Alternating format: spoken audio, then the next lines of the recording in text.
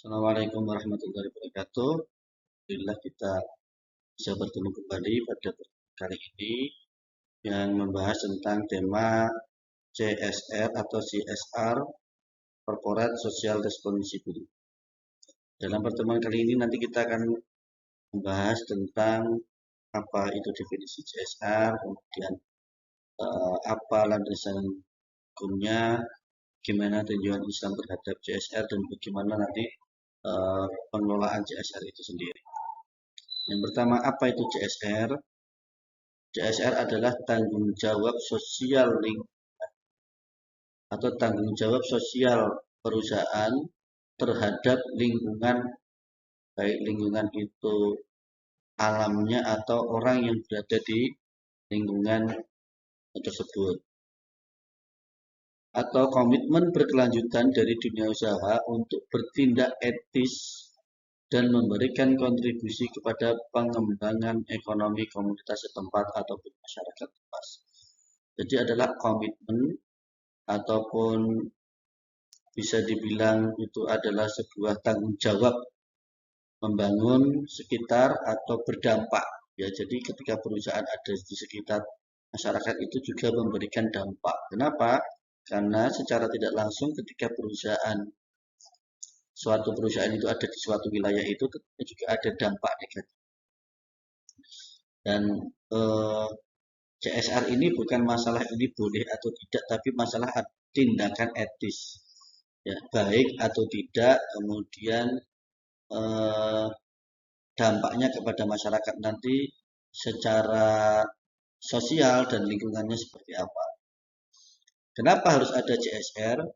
Pada Undang-Undang Nomor 25 Tahun 2007 tentang penanaman modal dan Undang-Undang Nomor 40 Tahun 2007 tentang perseroan terbatas ini adalah dasar hukum adanya CSR.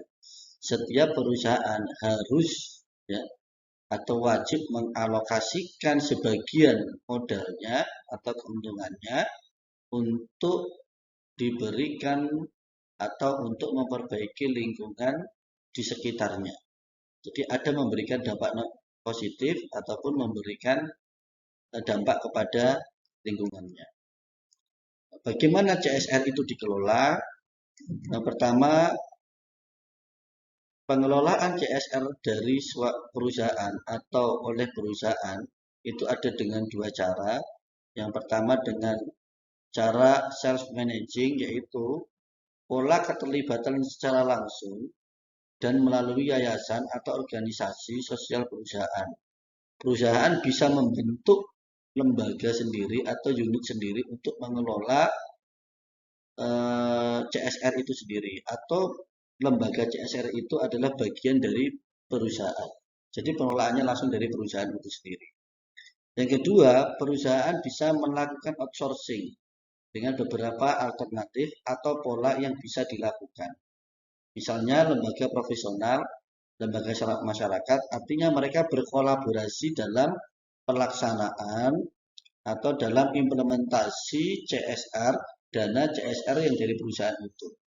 Jadi perusahaan hanya memberikan, ini ada anggaran untuk lingkungan, ini untuk anggaran untuk sosial, monggo silahkan dikelola. Jadi tidak langsung perusahaannya.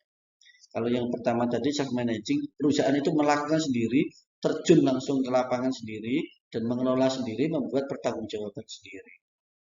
Tapi kalau dengan pihak luar ataupun dengan outsourcing tadi, dia keterlibatannya sehingga nanti pihak outsourcing itu yang melakukan kerjasama dengan bagian dari lingkungan perusahaan itu, kemudian membuat program, kemudian menyalurkan, dan pihak outsourcing berkewajiban memberikan laporan kepada perusahaan yang memberikan dana CSR itu sendiri. Sehingga CSR itu bisa dibangun atau dibentuk dengan cara berkesinambungan dan berkelanjutan, tidak hanya sekali selesai saja. Kemudian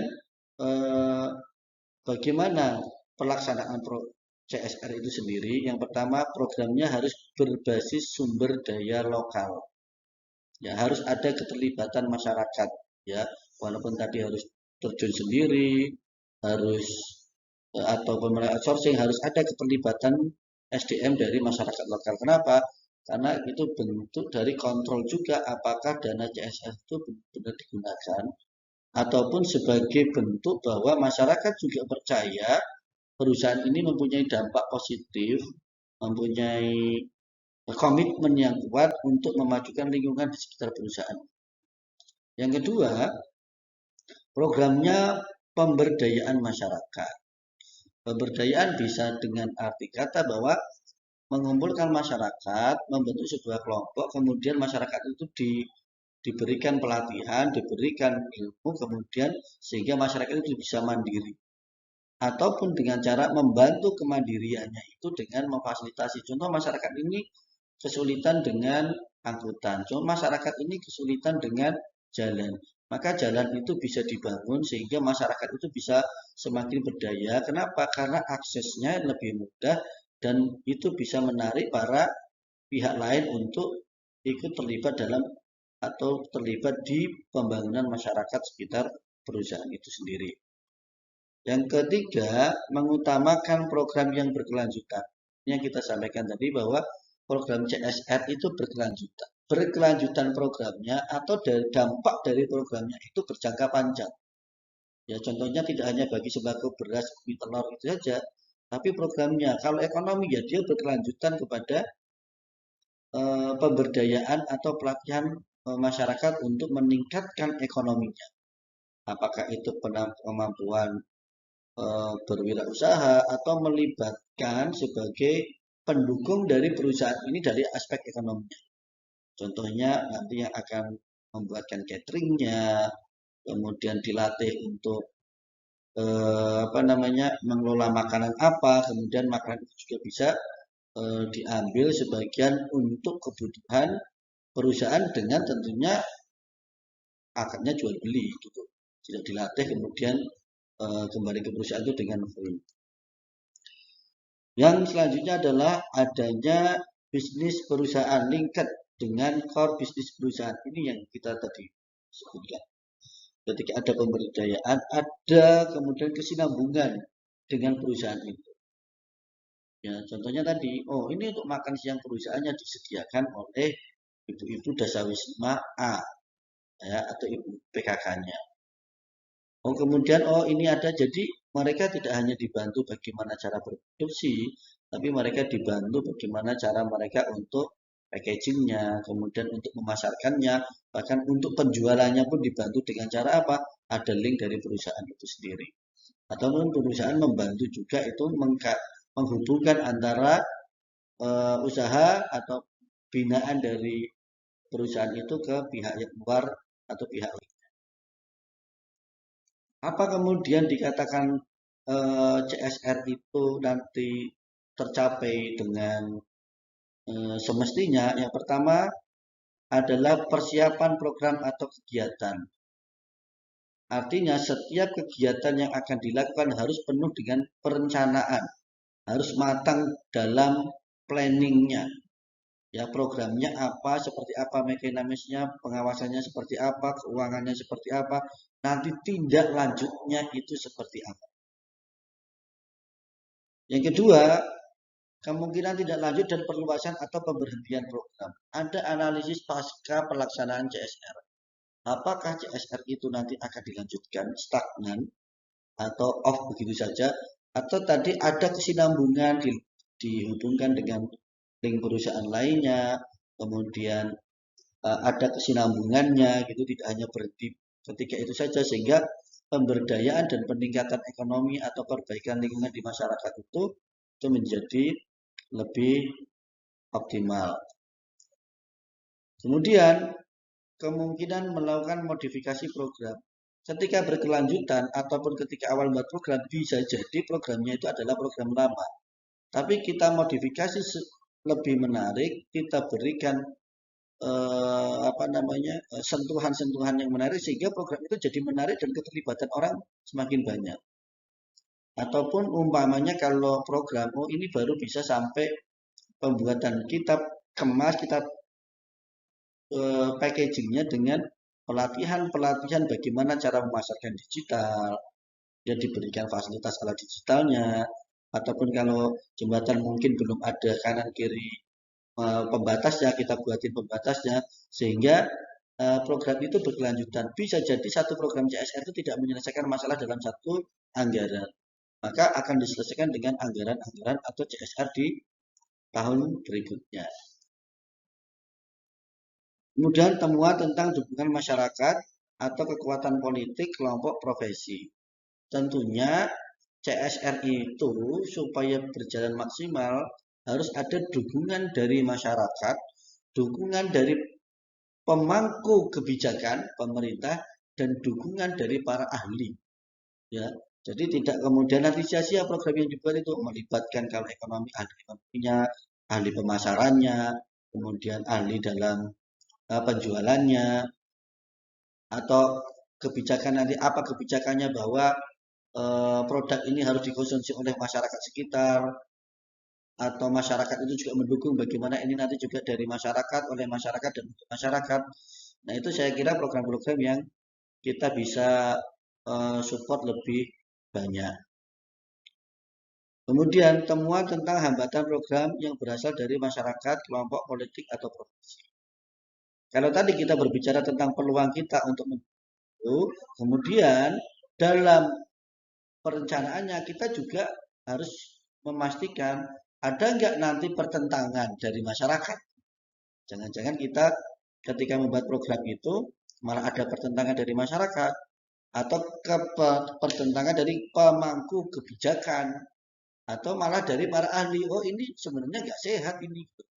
Dibuatkan umpamanya di perumahan itu dapat CSR, dibuatkan peternakan ayam di sekitar perumahan. Nah, itu kan nanti akan menjadi masalah bagi kesehatan. Tentu para ahli kesehatan itu juga akan menolak atau menentang adanya pembuatan program CSR itu. Kemudian hasil program dari kegiatan itu sendiri. Hasil itu harus dipertanggungjawabkan, harus dipertanggungjawabkan. Ya, apakah program itu sudah sesuai dengan anggarannya? Apakah alokasinya sesuai dengan anggarannya? Apakah penggunaannya sesuai dengan anggarannya? Apakah program itu sesuai dengan rancangannya? Itulah capaian-capaian CSR yang harus kita pastikan apakah peran perusahaan itu terhadap lingkungan dan masyarakat sosialnya itu berdampak. Kemudian kita berbicara Islam.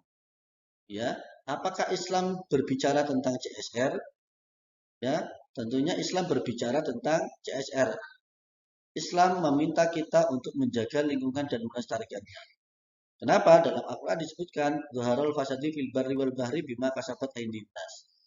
Kerusakan yang terjadi di muka bumi, di laut, di darat, di udara, semuanya itu karena kerusakan manusia. Artinya berarti umat manusia itu harus menjaga lingkungan. Biasanya yang sering melakukan atau berdampak kerusakan lingkungan adalah industri, ya, bukan rumah tangga, tapi industri besar ataupun perusahaan. Maka Islam sudah mewanti-wanti dari dahulu bahwa tangan-tangan manusia atau perilaku manusia atau kebijakan manusia itulah yang akan merusak alam ini, maka harus ada timbal balik. Ketika ada penebangan harus ada reboisasi, harus ada penghijauan. Ya, upaya untuk menghapus kemiskinan. Ya, ada dampak ekonomi yang dirasakan, ada pengambilan atau perekrutan dari tenaga kerja perusahaan itu sendiri, supaya masyarakatnya berdikari, supaya masyarakatnya itu mandiri, sehingga ada peningkatan secara ekonomi. Ya, itu yang kemudian disebutkan wafi amwalihim hakul sa'ili wal mahrum. Dari sebagian harta mereka, dari sebagian harta perusahaan itu ada hak-hak orang sekitarnya itu berdaya. Ya, kemudian juga surah Al-Maidah menyebutkan mendahulukan sesuatu yang bermoral, bersih dari sesuatu yang secara moral kotor, walaupun mendatangkan keuntungan yang lebih besar. Jadi kalau kita berbicara CSR, itu kita sejatinya kita mendahulukan sesuatu yang baik. Makanya tadi ada analisa dalam penggunaan atau pengalokasian CSR dari penganggarannya, dari pembuatan programnya, dari siapa yang melakukannya, dari kepentingannya siapa, sampai nanti outputnya dan evaluasi. Nah, itu teman-teman semuanya yang perlu kita pastikan bahwa dalam CSR itu yang paling dipentingkan adalah kejujuran dan amanah. Bagaimana perusahaan itu jujur dalam pengelolaan dana CSR, bagaimana pengelolaannya itu amanah dalam melaksanakan dan mengelola CSR itu sendiri. Jika tidak dikelola dengan baik, maka CSR itu kemudian hanya akan menjadi formalitas saja, hanya akan menjadi eh, sebagai penggugur kewajiban saja, tetapi program yang dibuat, kemudian impact yang akan didapatkan itu tidak ada artinya. Maka dari itu Islam selalu menjamin atau mengutamakan bagaimana kita itu amanah, ya ayyuhalladzina amanu atu'atil amanata illa ahli. Kita harus memastikan amanah itu sampai kepada orang yang berhak menerimanya. Mungkin itu saja yang bisa saya sampaikan. Mudah-mudahan bisa diambil manfaatnya dari materi CSR kita. Dan saya akhiri. Assalamualaikum warahmatullahi wabarakatuh.